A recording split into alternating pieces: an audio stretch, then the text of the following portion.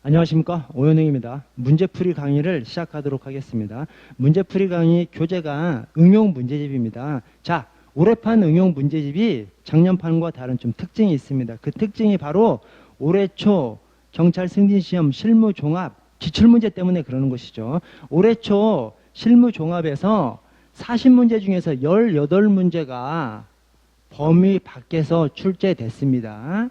다만 이게 조금 이제 과장된 것이 뭐냐면 18문제 중에서 7문제는 지문 한 개만 범위 바뀌거든요. 이 사지선다형 문제에서 지문 한 개만 생소한 지문이면 사실 풀 수 있는 문제죠. 왜냐하면 나머지 지문 3개를 확실하게 알면 풀 수 있기 때문에. 그래서 올해 18문제가 범위 바뀌었지만 사실상은 11문제만 범위 바뀌었다, 또 이렇게 또 볼 수도 있습니다. 근데 어쨌든 11문제건 18문제건 굉장히 많은 문제가 범위 밖에서 출제됐기 때문에 이제 공제 문제집보다 좀 더 확장적으로 서술할 수밖에 없습니다. 그래서 올해판 응용 문제집에서는 오한마 유학집과 마찬가지로 좀 확장적으로 서술했습니다. 그래서 공제 문제집 내용을 모두 담으면서 공제 문제집보다 좀 확장적으로 서술했습니다. 그 확장적으로 서술한 부분이 대부분은 주요 법령에서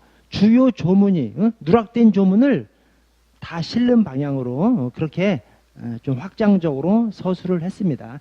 자, 그러면 이 응용 문제집을 어떻게 공부하는 것이 좋으냐. 자, 응용 문제집을 보시면서 짜증 엄청 나신 분들이 많이 계실 거예요. 왜냐하면 응용 문제집을 어떻게 만들었냐면 주로 박스형 문제로 만들든지 아니면 사지선다형 문제도 통상 다음 중 가장 옳지 않은 것은, 이런 문제가 다른 문제집에는 많이 있죠.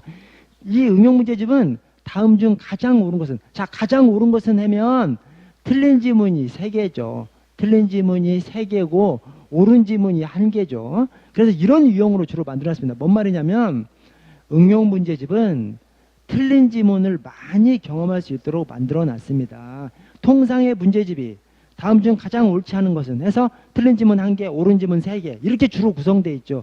제 문제집은 박스형을 해서 박스 안에다가 틀린 지문을 막 4개, 5개, 6개 이렇게 막 집어 넣어놓고, 또 다음 중 가장 옳은 것은 해서 옳은 지문 1개하고 틀린 지문 3개를 섞어놔서 틀린 지문을 많이 경험할 수 있게끔 해놨습니다. 왜 그러냐면 틀린 지문을 많이 경험해 보면 어디에서 꼬아서 문제를 내는지를 아는 것이죠. 그래서 실제 시험에서는 굉장히 유용하게 사용할 수 있는 유형이 이런 유형입니다. 그러나 공부를 할 때는, 문제를 풀어볼 때는 굉장히 어렵고 까다로운 것이 이 박스형이나 또는 다음 중 가장 옳은 것은 형식의 문제입니다. 그래서 제 응용 문제집을 처음부터 막 풀어보려고 하면 엄청 짜증나요. 왜냐하면 내용을 잘 알지도 못하는데 이렇게 막 틀린 지문을 막 엄청 넣어놓으면 엄청 헷갈리고 엄청 짜증납니다. 그래서 여러분, 제가 추천드리는 응용 문제집 공부 방법 추천은 문제를 풀어보려고 하지 마시고 정답을 달아놓고서, 정답을 달아놓는다는 것이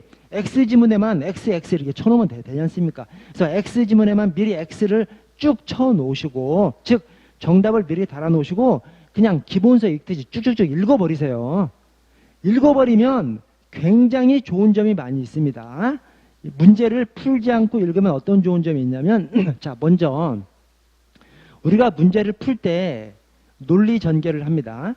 맞춘 문제도 논리 전개를 하고 틀린 문제도 논리 전개를 해요. 그런데 맞춘 문제는 내가 논리 전개를 제대로 하는 것이죠. 그러나 내가 틀린 문제는 논리 전개를 잘못한 것이죠. 그런데 그 문제를 풀면서 논리 전개를 잘못한 그것이 굉장히 오랫동안 머릿속에 잔상에 남습니다. 그것이 저는 굉장히 안 좋더라고요. 그래서 문제를 풀지 않고 읽어버리면 그렇게 잘못 풀 때에 잘못된 논리 전개가 머릿속에 남지 않아서 엄청 좋습니다.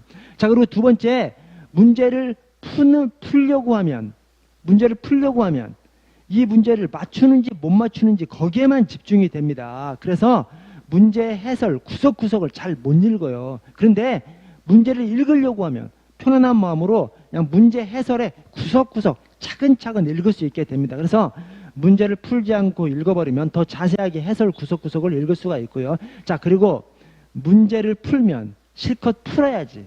또 다시 한번 검토하면서 시간 소모가 굉장히 많이 들어갑니다. 그런데 문제를 읽어버리면 그냥 쭉 읽어버리면 되니까. 그러니까 문제, 지문 1, 해설 1, 지문 2, 해설 2, 지문 3, 해설 3 이렇게 쭉 읽어버리면 시간 소모가 굉장히 단축됩니다.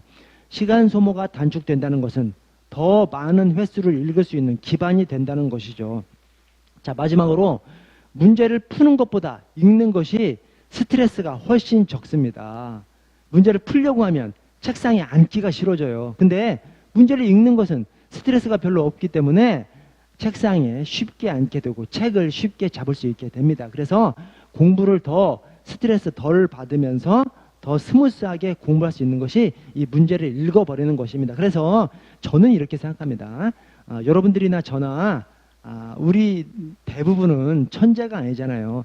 천재가 아니라면 시험 보는 날까지 이 수험 교재를 최소 10회독 이상은 하고 들어가야 시험장에서 구석구석 기억할 수 있습니다. 그런데 10회독 이상 하려면 빨리빨리 읽어야 돼요. 빨리빨리 읽어야 10회독 이상을 할 수 있죠. 그래서 이게 빨리빨리 읽으려면 문제를 풀어서 막 풀면서 스트레스 받으면서 천천히 하지 말고 문제를 읽어버림으로써 스트레스도 덜 받고 또 빨리빨리 읽어버림으로써 더 많은 다회독을 함으로써 10회독 이상해서 시험장에서 기억할 수 있게 만들어야 됩니다. 그래서 저는 시험 공부의 핵심이 다독이라고 생각합니다. 왜? 우리 모두는 천재가 아니기 때문에 다독, 많이 읽으면 많이 읽을수록 내 머릿속에서 기억하기 때문에 다독을 하려면 문제를 풀지 말고 그냥 읽어버리면 훨씬 더 다독을 할 수 있다. 저는 좀 그 말씀을 좀 드리고요.